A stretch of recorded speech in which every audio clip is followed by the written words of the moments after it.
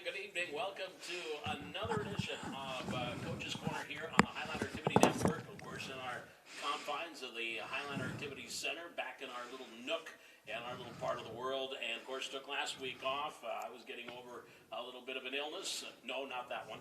And so we're back again here this week, and we're going to start things off with Annette Beattie, would you say faculty advisor to the robotics team? Sure. Coach.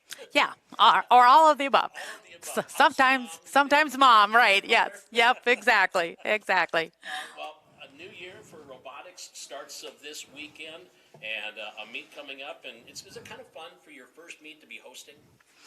Well, sure, we can call it fun.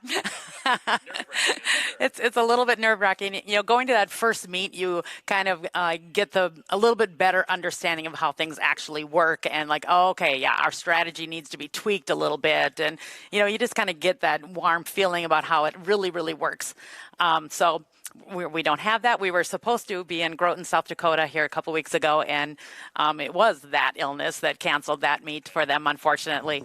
So we're just gonna jump in and with both feet and see how it goes, and it should be a good meet. You mentioned Groton. I remember last year when you hosted a meet here at the Hack, Groton was here in full force. Of course, I used to work in Assistant, South Dakota, and Groton was a neighboring town, so I knew that how robotics was kind of a big thing over in Groton. But now, yeah, they're all coming back. We have 4 teams from Groton and a couple from Britain, South Dakota, and then Verndale, Minnesota, Fisher, Minnesota, Red River. So yeah, there are 18 teams altogether with our 2 Valley City teams. nice, and that'll be at Washington Elementary. Yes, from 9:30 to about probably 3 in the afternoon or so. Okay, and if you don't want to go out, but you do want to catch it, you're going to be able to see it right here on the Go channel, as we're going to be video streaming this robotics meet here again coming up on Saturday, and I'll be emceeing it, so that'll be new for me. It'll be kind of fun. I saw last year's, because I was here for last year's meet. I guess, Annette, one of the things when we get into meets like this, there's judging and getting points. I guess my first question is, what are judges looking for when you go to these meets? Yeah, there's several awards. First, the one of the awards is you won the tournament. So no matter how you got it done, no matter what your robot looks like, there's also an engineering design journal. No matter what that looks like, or even if you turned one in, you can win the tournament by scoring the most points at the end of the day.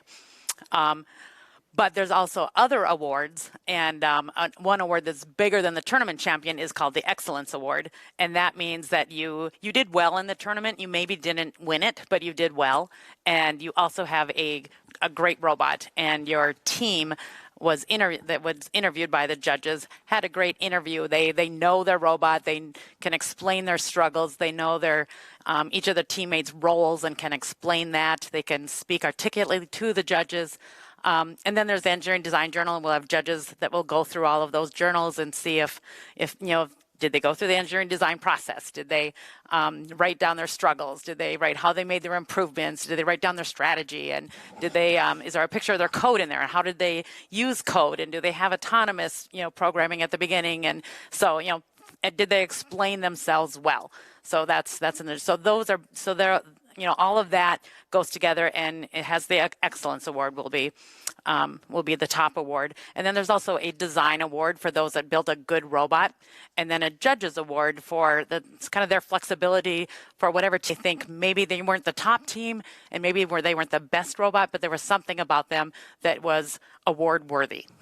And I'm guessing each team, each individual on a team is going to have to articulate maybe their area of expertise. They're not going to be like a team spokesperson. They're each going to have to explain their part in what they did. Yes, for sure. Every person needs to talk, and that's why robotics is such a good leadership activity. That they each need to advocate for themselves and speak up and be able to communicate.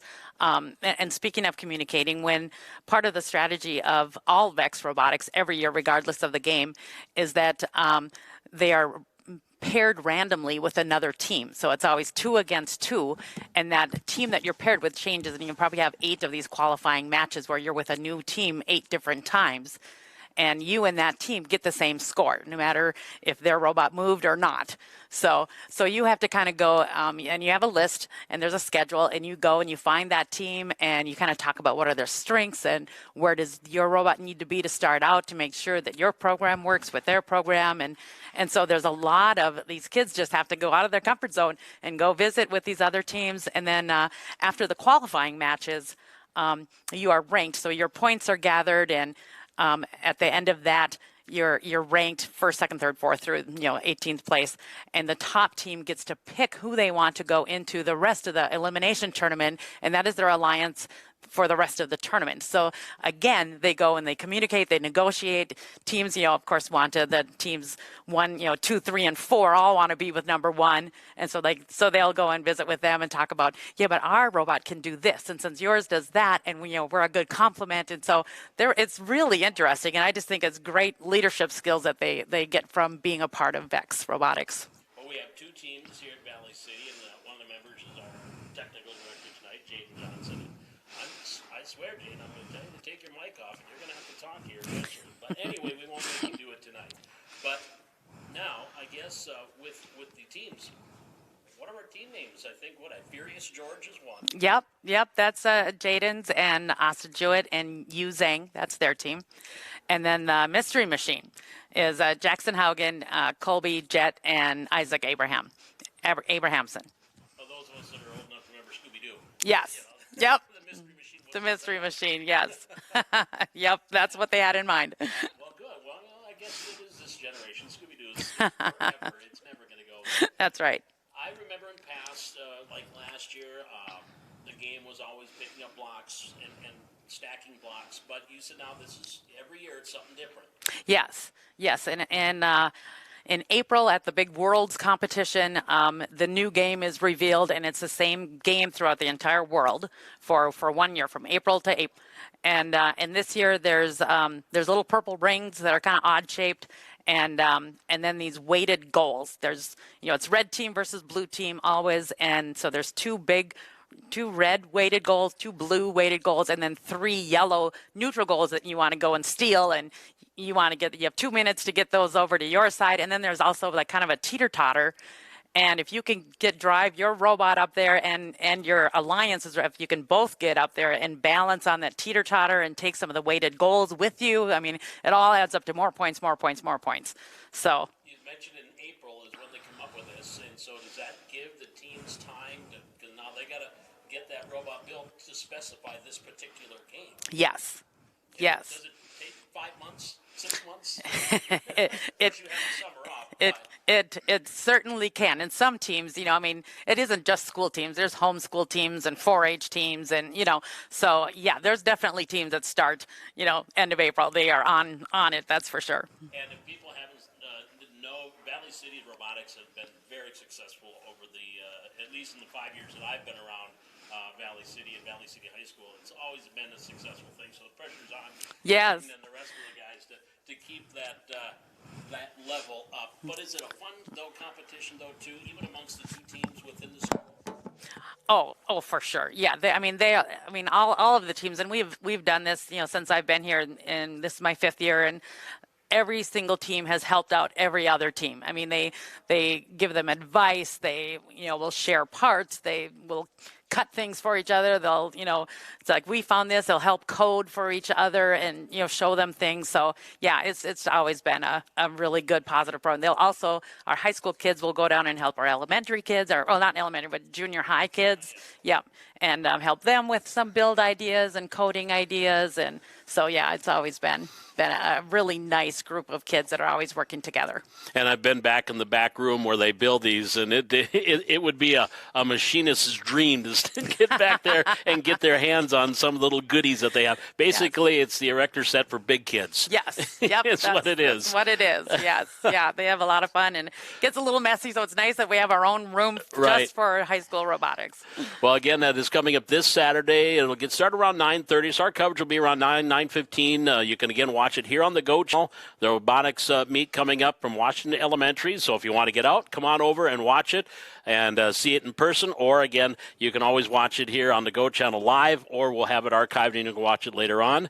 But Annette, appreciate it. Another year for robotics, and it'll be kind of fun to see what these guys have done here. And you've seen it because you've watched them build it and so forth. But is it still fun for you just to see it once it's done and you get it in action in competition? Oh, for sure. And nothing like a deadline to have everything really, really done and working. It's like, well, we're gonna, as you watch them drive, we're gonna get it to pick up this too. And so until, the job fills the time allotted. So until that day, that tournament really happens, we won't see it finally done. So yeah, it'll be fun for all of us. All right. Well, again, I appreciate you stopping by tonight. We look forward to it. 9:30. Things will get started Saturday, and that'll be at Washington Elementary. And you said 18 teams will be here. Yep. And so you're going to see a lot of buses in and around Valley City here on Saturday. And we have concessions, so come and eat if nothing else. There we go. Get a little lunch and breakfast, lunch, or whatever your choice, and watch robotics. Again, Annette, appreciate it, and good luck this Saturday. We'll see you on Saturday. All right. Thanks, Paul. Thanks for emceeing, too. You bet. I appreciate it. It's exciting. I'm kind of looking forward to it. Again, that is the robotics meet coming up this Saturday, 9:30 at Washington Elementary, and it is the Furious Georges and the Mystery Machine, the two teams from Valley City that'll be competing this weekend. Annette Beattie is our advisor, our den mother, coach, whatever you want to call her, for the robotics team. We'll be back with more with our Coach's Corner here from the Hack here on the Highlander Activity Network. Back here on our Coach's Corner from the Highlander Activities Center, and now we're going to step into wrestling. Head coach Aaron Larson from the Highlander Wrestlers joining. Coach, how you doing? Hey, doing good. Doing good. Triangular last night, one we've been looking forward to with West Fargo Shine and Grand Forks Red River. I guess question one with the Red River matchup, a win, but I think 7 forfeits. Is it tough to go into a match against a team that is going to have that kind of numbers? Well, actually, it was good for us. We got some of our younger varsity wrestlers got some nice wins, so I was very excited for Tyson Claybo. He's just a 7th grader. He moved up to 113 pounds and won by pin. Also, Ryer Muskie wrestles varsity full-time. He's an 8th grader at 152 pounds, and he got a nice win by pin.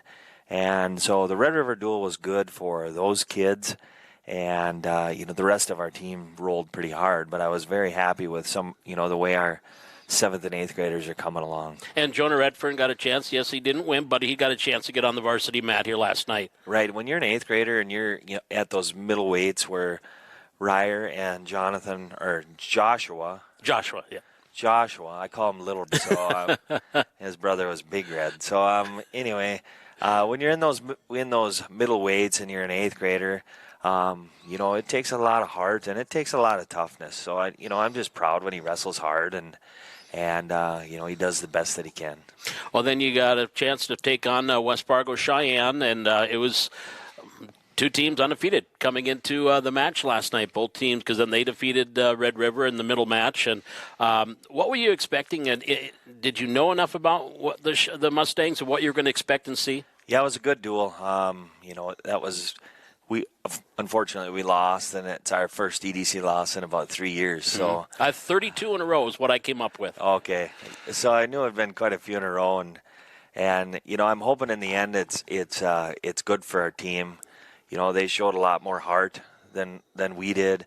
Their conditioning looked better than ours was, and they wanted it more than we did, and the duel more or less came down to a couple matches, and they were razor-thin matches, and we ended up there was 3 matches. We talked about it today in practice. There's 3 matches where we scored the first takedown, and we lost all 3 matches. Had we won a combination of 2 of those 3, we win the duel. So the margin was pretty small, and, give Cheyenne credit. They out-wrestled us, and they deserved to win, and I hope it's good for our kids too. Sometimes you got to get knocked down a little bit, and how you stand back up on your feet is what matters, and use it for motivation. And we had a really good practice today. So yeah, we're moving forward. It's like part of the expression with wrestling is get your nose bloodied once in a while, so you know what it feels like. Right. We got a pretty young team. We only have 2 seniors on our team, so. a lot of underclassmen, and you know, some have never been in that fire before, and it was a great duel. It was a lot of fun, you know, and unfortunately we came up on the short end of the stick, and but we'll be back. I think you started at 160. I think was the first weight class that we started last night. Does it matter too when you get that draw where that weight class begins, or not so much? Sometimes it does, depending on how your athletes perform. You know, you want to start out on a positive note with a win. Well, unfortunately, we bumped our 145-pounder all the way up to 160, and poor coaching on my part because it didn't work out. So Ethan wrestled a good match, and just it was good for Ethan too. You know, he was disappointed, and we were disappointed. But at the end of the day, it's not that important. It's not state tournament, so hopefully we can learn from it and get better. Well, now I forgot to do a step back. Of course, you were in Lisbon at the Store Hog, and I believe finishing third as a team, 3 individual champions, I think 3 or 4 more that placed. Were you pleased with the way they performed on Saturday? We wrestled pretty well, you know, and you can always wrestle better. You know, we had 5 in the finals, and we had 3 champs, so the irony was we had South Border kids at 195 and 220 in the finals, and we lost both matches to South Border. At second, we got third. Had we been able to pull those matches out, that we would have finished in second. And then at 220, Jonah lost by 1 point. Yeah. And at 195, Broad and Muskie lost in overtime. So we're right there. And people don't know South Border. That's Ashley Wishick, and they're right up there with Lisbon. They're one of the top 2 teams. Lisbon probably won. I think South Border finished runners-up a couple of years ago. So no slouch with the South Border Mustangs. Yeah, right. Good teams, fun to wrestle. That great Class B competition, and it was good for us. Now you've got Fargo South here comes here on Thursday night. Then I think a makeup with Devils Lake. A couple of home duels back-to-back coming up here in the next week. Yeah, so Fargo South tomorrow night, and then actually on Saturday we travel to West Fargo. Okay. And West Fargo's got a good team, and it'll be similar to Cheyenne, where, you know, we got to be able to step up to the plate when your number's called and get the job done, and you know, I think we can do it, so we will see. We always work towards the regional. That's the goal, the region, which I think is in Devils Lake this year. What does this team need to do as you get going here and improve on as you get ready for that regional? For us to reach our goals, which is to win the region tournament, is we have to believe we can do it, and we have to practice what we believe. So everybody goes as hard as they could last night at Cheyenne. Where we need to go hard is in the practice room, and you know, find that level of training while we're practicing. Before I let you go again, I think the 3 young ladies wrestled at the Storehog as well, and performed pretty well at the Storehog for just having the 3 wrestlers there. Yeah, I think the girls maybe finished in 7th place. 7th, yep. Out of 18 teams. We had a 3rd, a 4th, and a champion. Jada got 3rd, Deegan 4th, and Miley Christensen was our champion at 125 pounds, and Miley looked really well. Dominated, pinned all 3 of her opponents, and yeah, she's going to be in the mix come state tournament time. All right. Well, Aaron, again, appreciate it. We got Fargo South, and again, you'll be able to see that here on the Highline Activity Network on our wrestling channel tomorrow. Exhibition matches around 6:30. 6:30, and then the varsity will get going about 7, and with Fargo South, and hopefully get back on track, get back up on the horse. That's all you can do, right, Coach? You bet. And then at West Fargo on Saturday, and then Devils Lake wrapping up the home schedule on Monday night, the 31st. And so that'll be coming up with Wrestling. Coach, thanks for joining us again. Appreciate it, and look forward to talking to you down the road. You bet. Thanks, Paul. You bet. Coach Aaron Larson, the head wrestling coach from the Valley City Highliners. We'll be talking basketball when we come back with more of our Coach's Corner here from the Hack on the Highline Activity Network.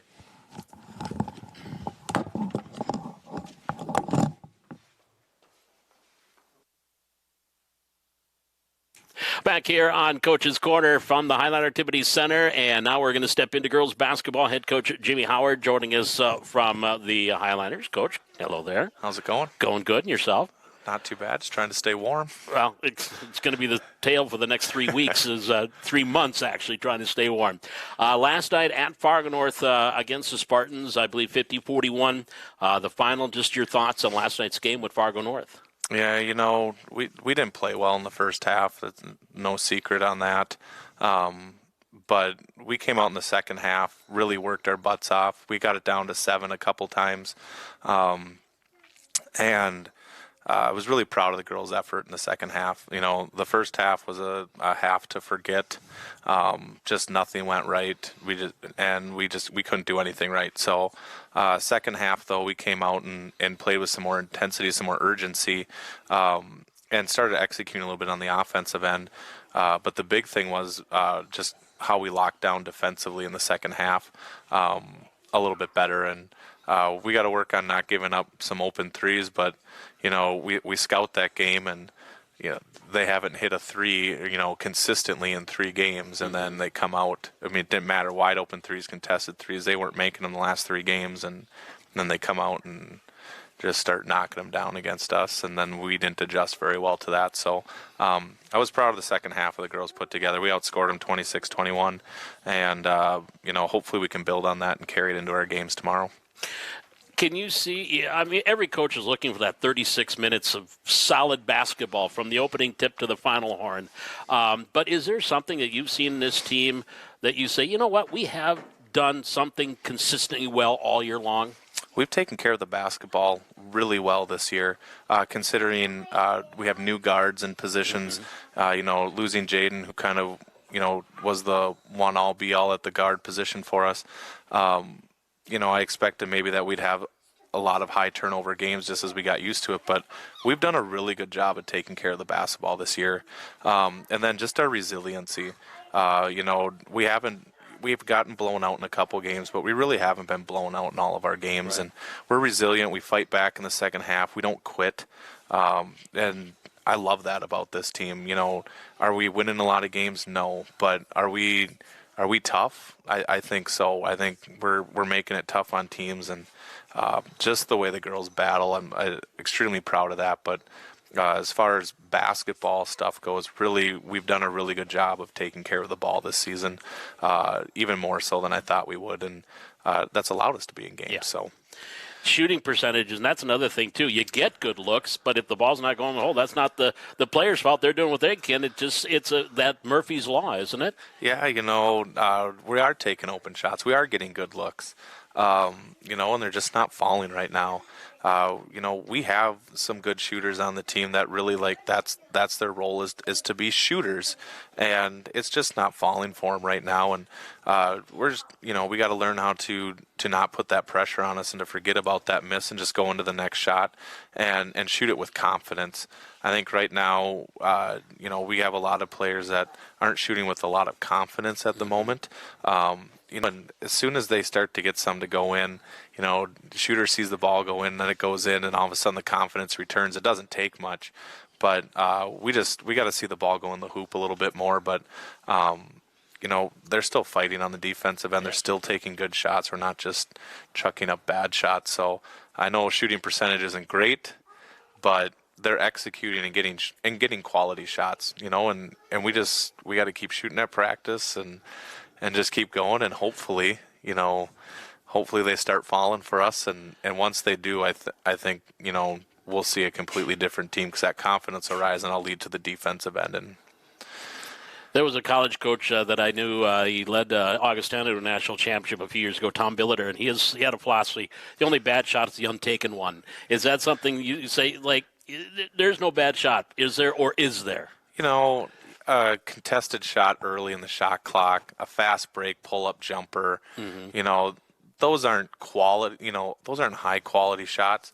Not that, it's open. Yeah, I like to take it, and I never tell the girls that they can't shoot. I will tell them, if they're putting up some really bad shots, like, we got to move the ball, get it in, get it kicked back out, then that's an open shot. But, just some of the really early possession jump shots, some fast break jump shots.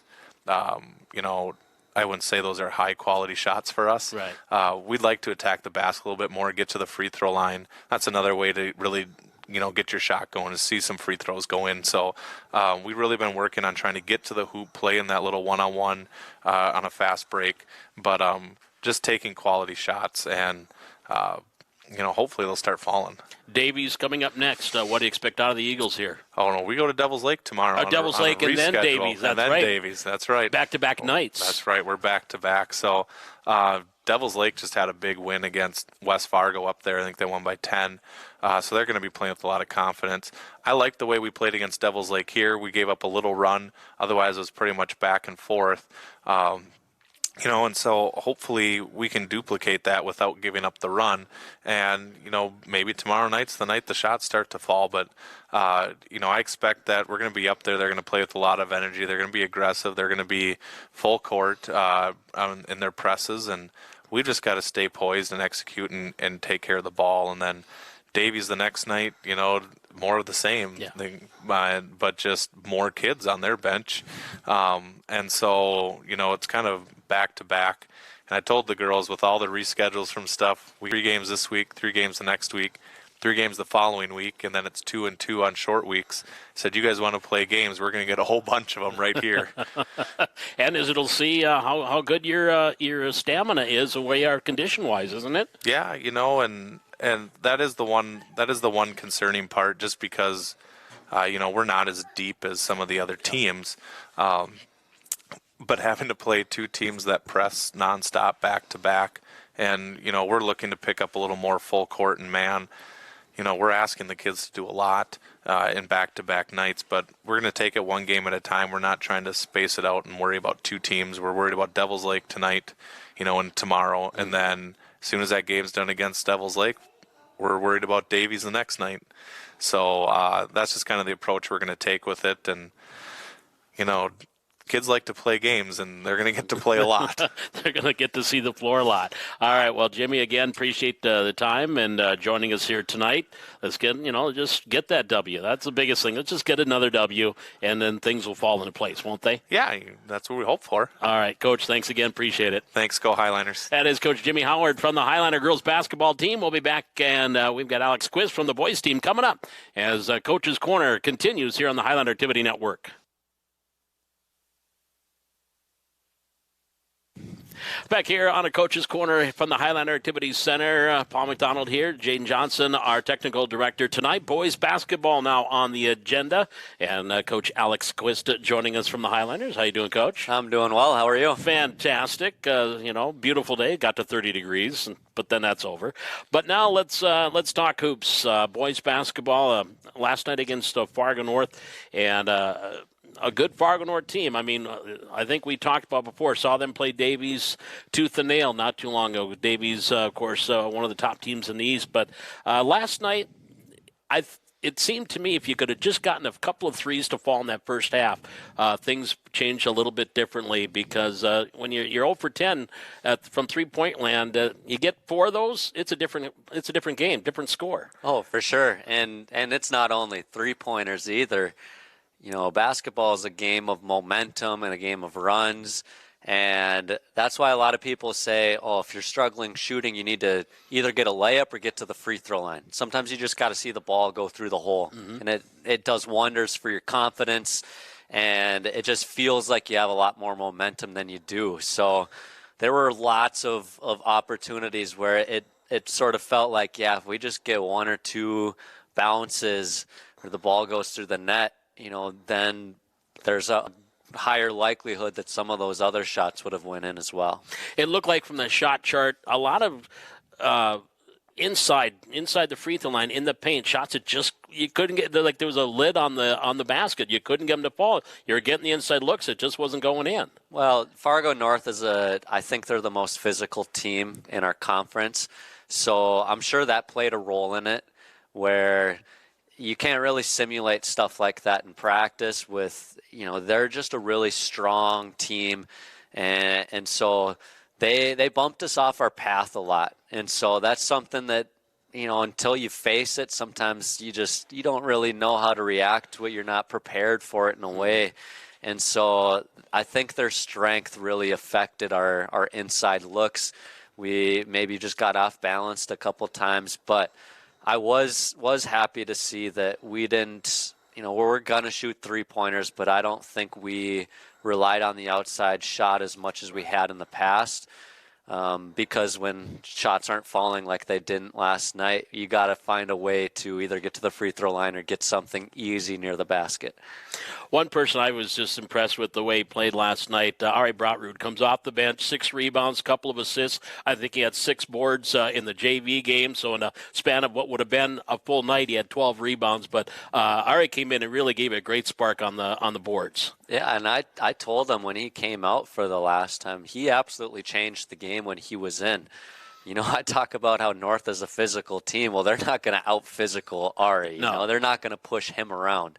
And so I'm sure they're probably not used to that a whole lot because I don't think there's anyone who could push Ari around in the entire conference. He's going to bury whoever's guarding him. And so he absolutely changed the game when he was in. He got high percentage looks inside. And then on top of that, he also had a couple dimes, right? A couple of assists. And I feel like I tell him this a lot. If there's something I can fault him on, a lot of times it's stop looking to pass it.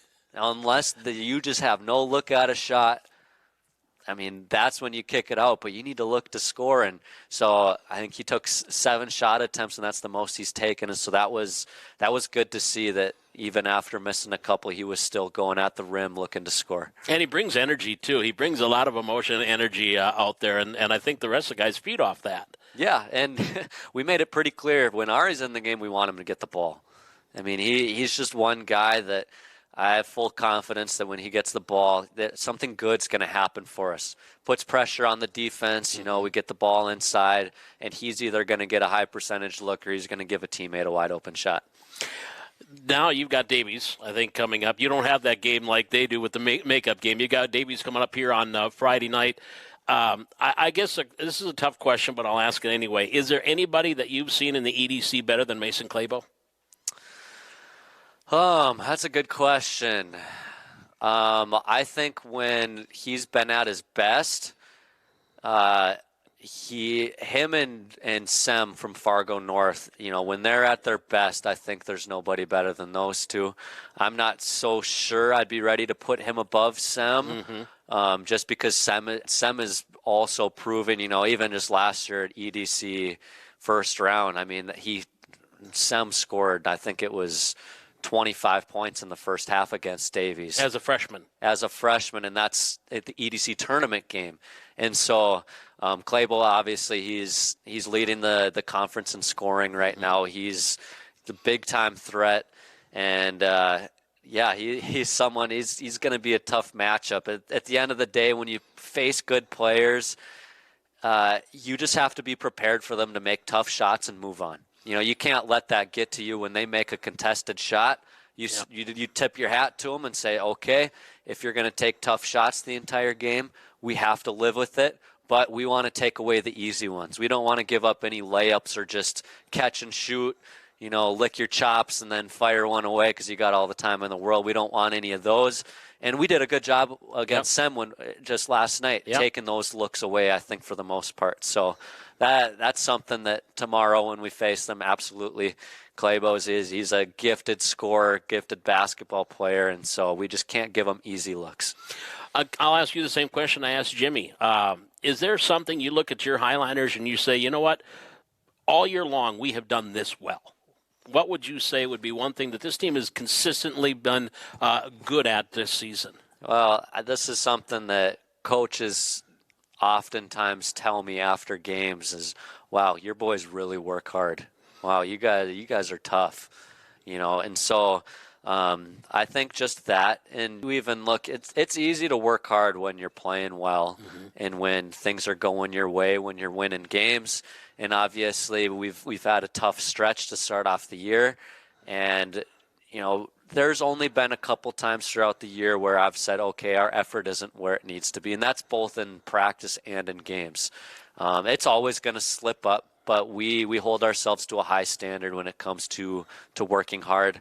And I also think this maybe hasn't been consistent the entire year, but our energy on the bench, it has been tremendous, especially as of late, where I'm proud that our kids are able to set aside their pride a little bit. And you know what?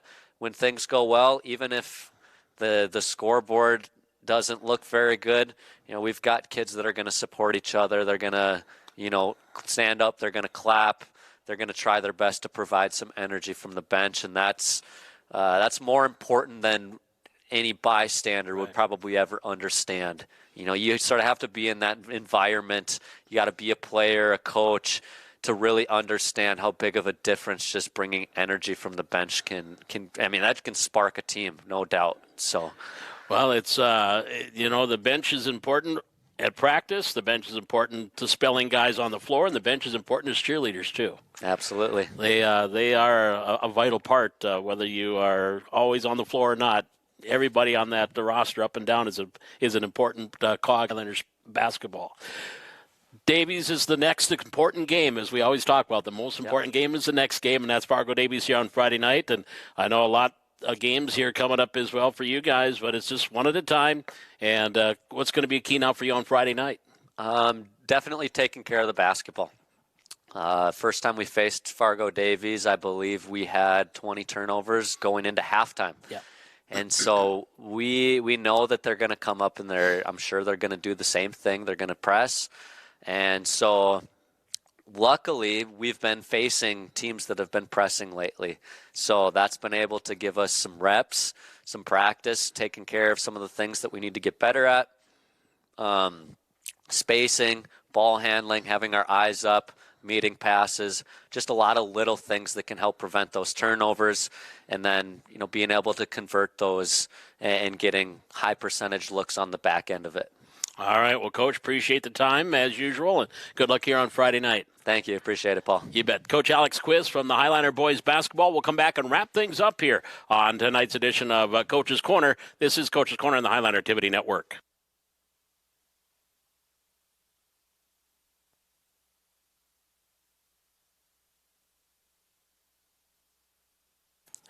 Back here on Coach's Corner, wrapping things up again, as we always do at the end of the show. We'll let you know what's coming up here on the Highliner Activity Network, and it comes up, we'll start on Thursday night. Of course, we have wrestling with Fargo South here at the Hack, and that'll be on the Wrestling Channel, and that'll be getting started around 6 o'clock with the exhibition matches, 7 o'clock for the varsity matches against Fargo South. Friday night, Fargo Davies, girls basketball here against Fargo Davies, and they'll have a C-Squad game, and then the varsity game coming up here, so we'll have that on Friday night, and that'll be on our basketball channel. Saturday, we will hear on our basketball channel, we will have the rec club. The Rex is having Valley City Parks and Rec basketball tournament all day long here at the Hack. Going to get started around 7, 8 o'clock in the morning, and a full day of basketball. That'll be on the basketball channel, and also on the Go channel, which is what you're watching right now. We will have the robotics meet, and that'll be over at Washington Elementary. That'll get started about 9:30, and we'll have coverage of the first robotics meet for Furious George and the Mr. Machine, the two Highliner teams that will be competing on that. And that'll be coming up here on Saturday. And then, of course, another full week of sports next week, starting with wrestling against Devil's Lake on Monday night. So lots going on here over the next few days, since we are getting there. About a month left to go in the winter sports season, a little over a month to go. And we'll be talking more winter sports. And next week, we're going to look like we're going to talk more about the sub-varsity for basketball and also express wrestling coming up here as well next week. We've got Viper hockey on the horizon that we'll be talking as well. So join us each and every Wednesday night, 6 o'clock here at the Hack for our Coach's Corner. And again, if you miss it live, you can always watch it on the archive on the Go channel on the Highliner Activity Network. Again, my thanks to Annette Beattie, Alex Quist, Jimmy Howard, and Aaron Larson, the coaches that are joining us tonight. And as usual, our technical director, Jaden Johnson, joining us here as well. And thank you for joining us for another edition of Coach's Corner here on the Highliner Activity Network.